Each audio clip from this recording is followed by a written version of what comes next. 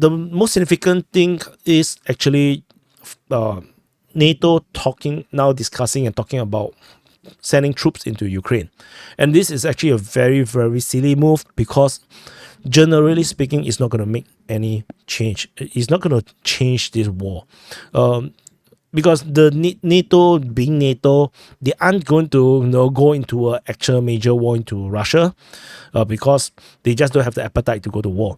It is very similar to the post-World War I situation, when Germany started their invasions of their neighbors. The Allied powers actually have no appetite for war, and the expedition force sent by the British and then the France is just so weak. They're just so weak. And we are now looking at the exact similar situation where Europe is just don't have the appetite for war. The industry is not militarizing. So the people are complacent and they're just too woke to realize that all these things are real. So they can send troops in, but as I mentioned earlier, if any NATO troops is deployed into Ukraine, they will be priority targets by the Russians. The Russians will make an example of them. They will strike them as soon as they are discovered as a priority target. Just like what happened to the Foreign Fighter Legion when the Foreign Legion was gathering over at the NATO base on the western part of Ukraine, Russia immediately struck it in the middle of the night, killing hundreds of foreign fighters, and it heavily discouraged so many of the fighters. They immediately gave up. They immediately just went home because they cannot believe that this is the war they're going to fight. They're going to be fighting because they are so far away from the front line. They thought they are safe, and the realization that they are not safe, despite they are in Lviv, the front line was actually like 1,000 kilometers, 1,100 kilometers. They were so surprised that they just gave up. So they're going to do it again. The Russia is going to do it again. If NATO forces enter, once discovered, they will be priority targets. And if massive numbers of NATO troops die without even hitting the front line, it's going to massively collapse NATO's credibility, the support within their own country, because it will be fighting a stupid war. And yeah, so it's going to be quite bad. But I have serious doubts if they dare to do this, because they know that it's not going to make a lot of difference. Because to hold back the Russian machine, the Russian military machine, the war machine, you have to send in hundreds of thousands of troops. It's not going to be a battalion or two. It's not going to be like 50,000 troops is enough. You are going to have to send in a few 100,000, at least 500,000 troops, just to hold a line of DMZ. And are they going to commit that kind of thing? Are they going to risk having Western fighters getting shot down over Ukraine? No, is that without a declaration of war? Are they going to declare war? It is just a lot of gray zones that they have to maneuver. So it is not going to be a straightforward thing.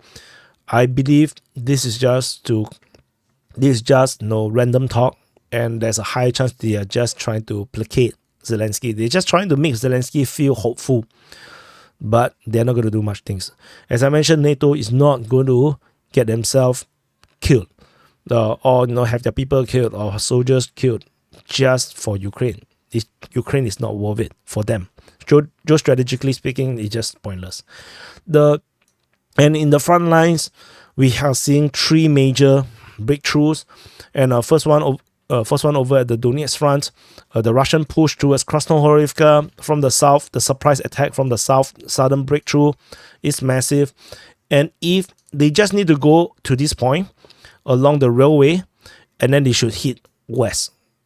I believe the Russians should hit west in this direction, and then flank up north and cut off resupply routes to Krasnohorivka, and this city will be half dead.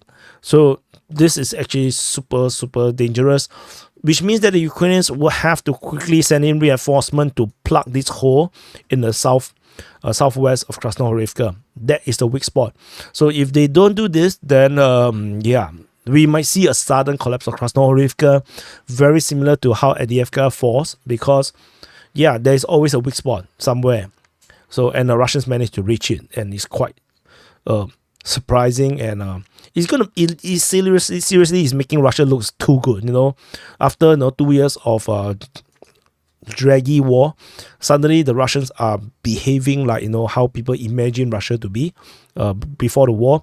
So living up to their reputation belatedly 2 years late. So that's something.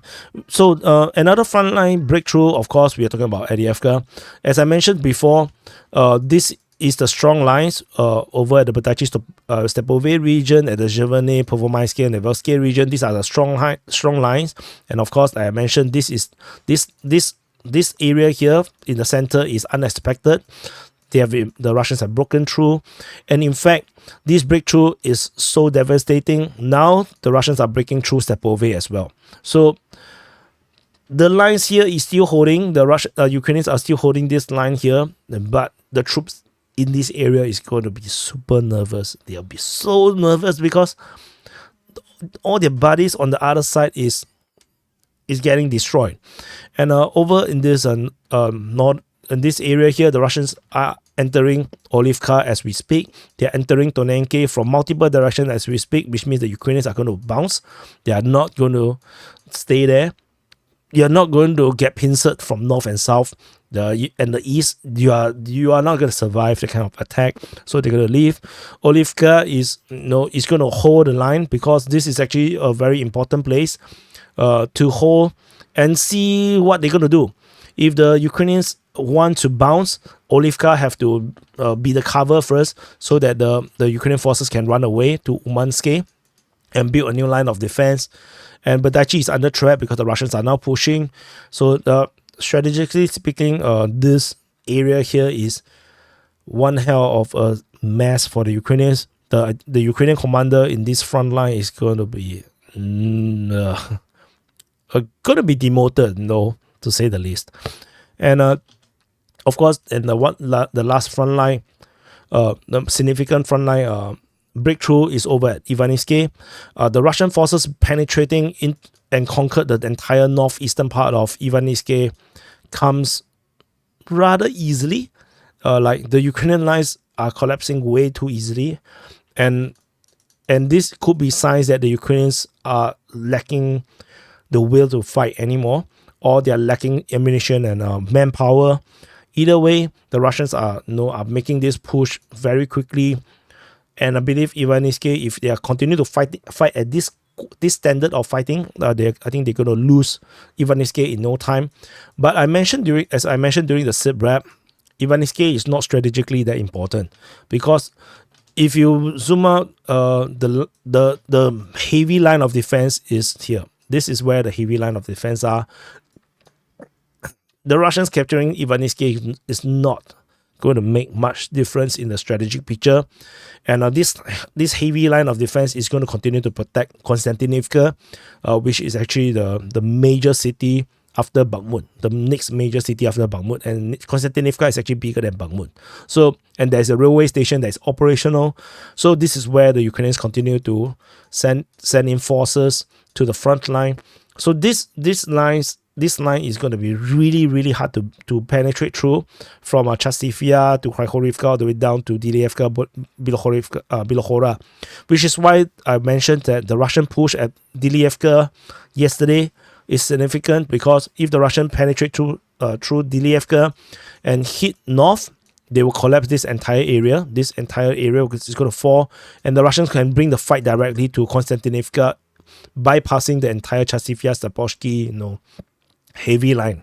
And if Konstantinivka is threatened, and if the Russians can't take it, then this entire line becomes strategically irrelevant. The Russians can continue to penetrate out or even hit into the rear, and that will just collapse the line. So the big arrows work this way.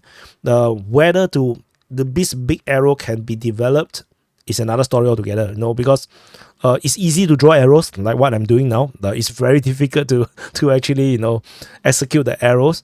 So anyway, we will continue to monitor and see. And I don't want to talk way too much more. All the other front line is a bit more stagnant. Even Robertine. I can talk a bit about Robertine as well in this conclusion. As I mentioned previously, Ukrainians have mined up this area here through remote mining, and to limit the movement of the Russian forces, and it seems to be working. The Russian forces progress over at Robertine seems to have got stuck. They seems to be unable to move as fast as they were previously. So I think the Battle of Robertine is going to slow down until the Russians are able to demine at least this part, this area here and this one, and of course this one. And the northern one will be a bit more difficult, as the Ukrainians is going to hold a line of defense over there to make sure that the Russians cannot demine easily. So I think Robertine is going to slow down a bit. The Russians have not captured Robertine. If anyone tell you that Robertine is captured by the Russians, unfollow. And anyway, thank you for watching. Do press the like button, subscribe. I'll see you guys in the next update.